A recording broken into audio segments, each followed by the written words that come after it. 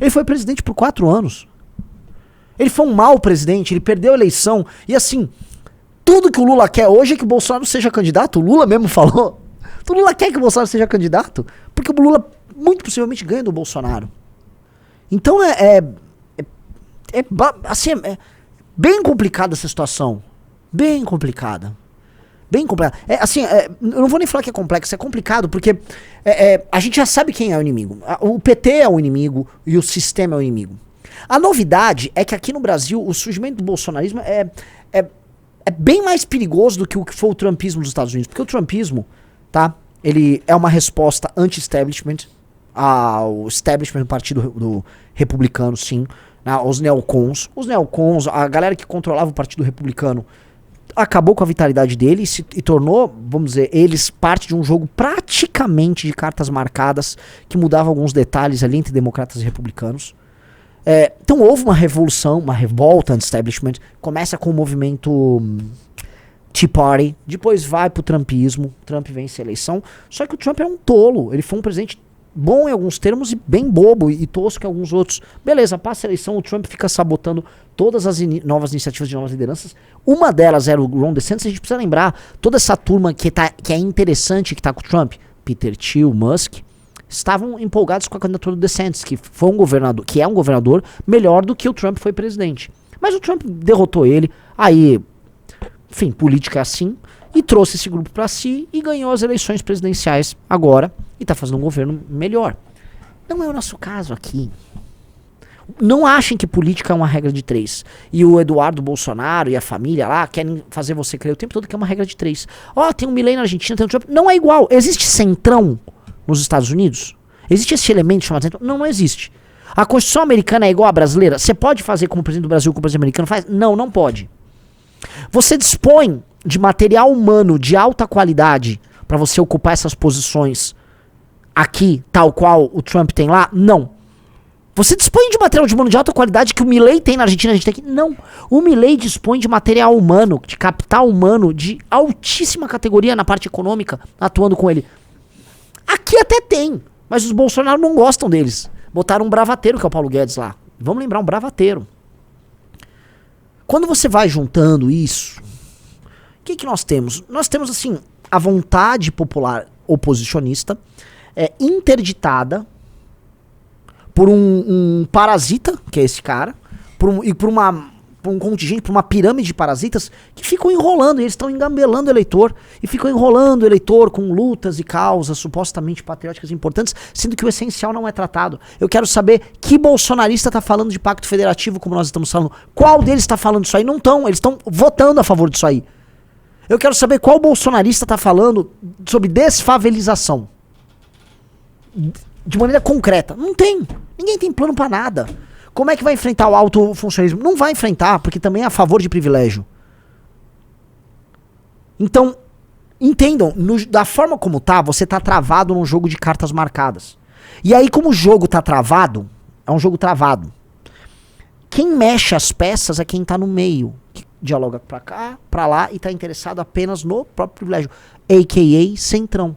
E é por isso que o Brasil é tocado, ele é administrado do ponto de vista prático pelo centrão. E aí a gente vê certas notícias, Kassab hoje falando em voto distrital. Kassab quer falar de voto distrital. Eu vou comentar uma coisa pra vocês, porque existe uma daquelas coisas que todo mundo fala, são as palavras que são bonitas, né, e todo mundo acha bacana. Não, o voto distrital é muito superior. Olha, depende. Aqui no Brasil seria superior? Eu acho que não. Você vai falar, como não? O Brasil é um país que padece de coronelismo e de atuação política regionalizada, baseado em compra de votos, tá? Nós temos políticos que têm votos de opinião, que se você pega o mapa eleitoral, o seu voto de opinião, os melhores são, alguns dos piores também, mas eles são espalhados por muitos distritos, por muitas zonas eleitorais, vamos colocar assim. Vou dar um exemplo, o Kim Kataguiri. O Kim Kataguiri não conseguiria ser eleito no voto distrital. Na verdade, praticamente nenhum político com voto de opinião conseguiria ser eleito no voto distrital. Você teria vários caras de centrão ou vários pastores evangélicos ganhando as regiões. Você ia pegar um mini líder regional, esse cara era dono de um distrito. Ele vai ficar dono de um determinado distrito, ele concorre naquele distrito e ele vai comprar os votos naquele distrito. Você tem muitos instrumentos de compra de voto regional. Você pode mover populações inteiras pra lá pra comprar os votos delas. Aí você vai ter o quê? O cara com um sistema de emenda corrupto pra comprar o voto. Ele vai comprar todas as associações de bairros, vai comprar os comerciantes, vai comprar todo mundo. Que é assim que a política brasileira já funciona sem ser distrital.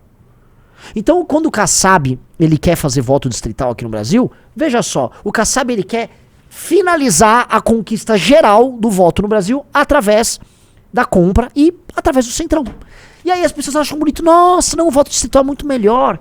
Ora, se nós fôssemos um país sério, o voto distrital seria melhor, mas nós não somos. Então eu tenho seríssimas reservas com o modelo de voto distrital. Seríssimas reservas. Não acho que tem que passar. E aí eu já ouvi gente falar, não, mas o voto distrital misto é pior. Depende, se for um voto distrital misto de lista aberta, não de lista fechada. Talvez seja melhor. Mas hoje a questão não é essa. Quer falar de reforma política, ô Kassab? Vamos falar aqui, ó, fim do fundão. Vamos falar de fim do fundão? Vamos falar de que o dinheiro que vai pro fundo partidário, já que ele existe, tá? Que diminua bastante e que ele seja condicionado a desempenho administrativo de prefeitos. E não é voto, porque voto você compra. Então assim, ó, você vai ter mais dinheiro pro seu fundo partidário mediante indicadores objetivos que prefeituras têm, que é uma coisa que eu defendo. Se o cara, porra, melhorou IDH, melhorou o ranking IDEB, melhorou números de cobertura de saneamento, números de segurança pública, partido ele recebe uma pontuação, isso vira grana no cofre do partido. Vamos fazer assim, Kassab? Porque isso, vamos criminalizar como crime hediondo compra e venda de voto? Antes de falar em voto distrital. Então, já que eu sou um pré-dirigente, um proto-dirigente partidário, né? De cacique pra cacique, vai? Olha que gostoso falar assim. Vamos fazer isso? Porque falar que vai mudar pra distrital do jeito que tá, eu sei o que você quer. Você quer basicamente instituir uma hegemonia completa do Centrão em todo o Brasil. Aqui, ó. Aqui, não caiam nessa conversa. Isso é conversa mole. Quer fazer reforma política, tem que tratar da compra de votos sim. Já. Que esse é o maior problema político do Brasil. Isso é o maior problema. Eu voto de... Isso é conversa mole. Não vai mudar nada.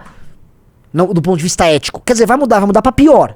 Porque você vai pegar, por exemplo, distritos inteiros que tinham vários candidatos que ganhavam com voto de opinião, aí vai ganhar um candidato só.